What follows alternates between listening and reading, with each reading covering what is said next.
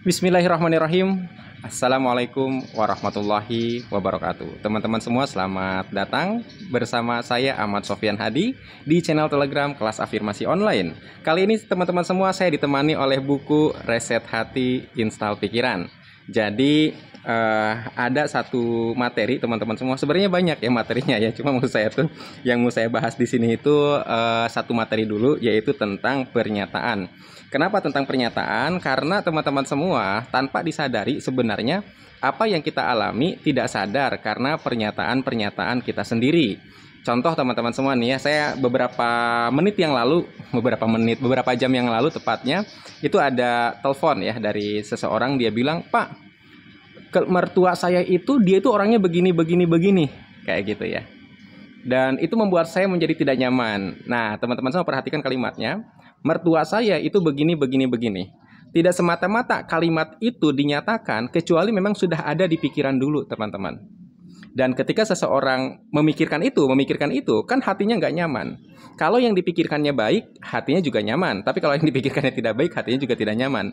Tetapi kemudian sebenarnya di balik itu, tidak semata-mata sesuatu masuk ke dalam pikiran, sebuah ide masuk ke pikiran, kecuali sebenarnya dia selaras dengan perasaan. Jadi pada saat seseorang ingat mertua dan tidak nyaman, maka pikiran akan mencari alasan, kenapa ya aku tidak nyaman dengan mertua, maka muncullah ada sugesti-sugesti negatif, lalu dinyatakan secara negatif. Contoh, "Pak, suamiku ini dikuasai oleh ibunya." Oke, perhatikan kalimatnya. "Pak, suamiku ini dikuasai oleh ibunya." Apa yang diomongin ibunya selalu dituruti oleh suamiku. Dan seberapa besar pendapatan suamiku selalu saja diambil dulu oleh ibunya. Oke, pertanyaan saya teman-teman semua, itu pernyataan yang valid berdasarkan fakta atau hanya asumsi-asumsi saja? Kalau kita konfirmasi ke si ibunya, "Ibu, apakah benar Anda ingin menguasai anak Ibu?" Sangat mungkin si ibu itu menolak, benar nggak? Artinya apa? Pernyataan tadi lebih kepada asumsi-asumsi. Oke, asumsi dari rasa tidak nyaman, karena kok suaminya seperti mementingkan ibunya kah? Oke, atau suaminya seperti mengutamakan ibunya kah? Sehingga kemudian dari rasa tidak nyaman ini muncullah satu persepsi, jangan-jangan suamiku ini sebenarnya dikuasai oleh ibunya. Kata-kata jangan-jangan dihapus, suamiku dikuasai oleh ibunya. Dan itu menjadi satu pernyataan, dan tidak sadar itu menjadi realita yang dialami kemudian. Oke, jadi Allah sesuai dengan prasangka hambanya. Maka prasangka-prasangka apa yang kita ucapkan teman-teman semua, justru itulah yang terjadi. Yang menarik itu, orang yang tadi menghubungi saya itu bilang begini, "Pak Sofyan, saya tuh berdoa yang baik-baik Pak Sofyan. Saya berdoa semoga begini, semoga begitu, tapi kenapa nggak terjadi?" Kayak gitu ya. Nah, tanpa disadari teman-teman semua, doa-doa tadi hanya masuk ke lidah saja, tapi tidak masuk ke dalam hati. Contoh, Anda berdoa, "Ya Allah, berilah aku rizki."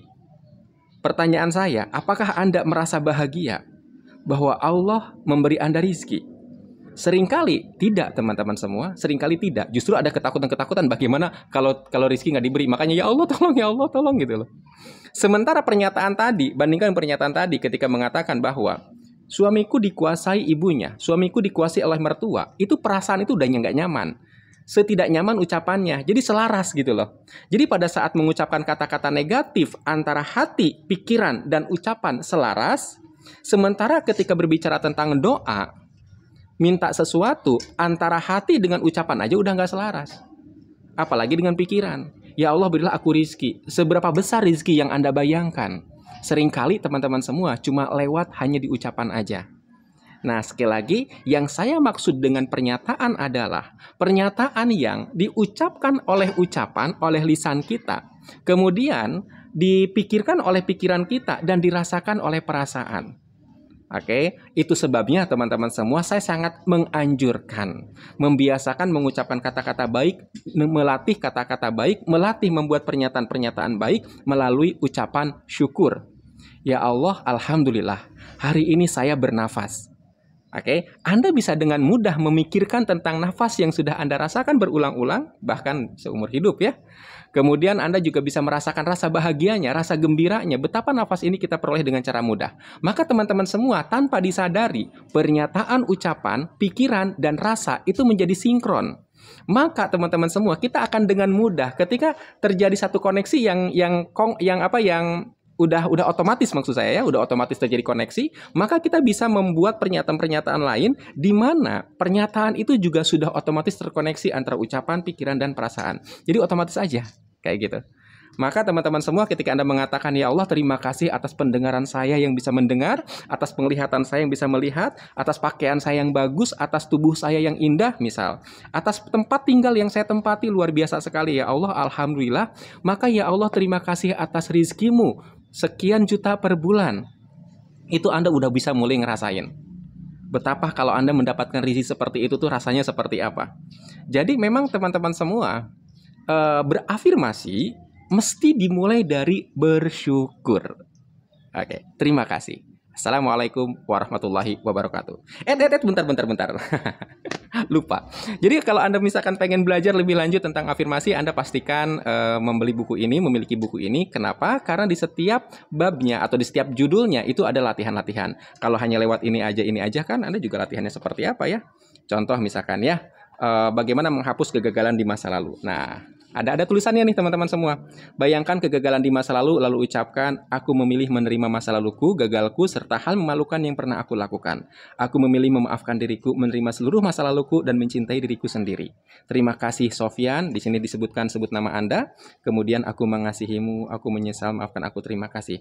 Ucapkan kalimat di atas berulang kali sampai lega. Nah, jadi ada latihan-latihannya teman-teman semua ya. Nah, oke, gitu aja. Pastikan Anda sudah memiliki buku ini. Assalamualaikum warahmatullahi wabarakatuh.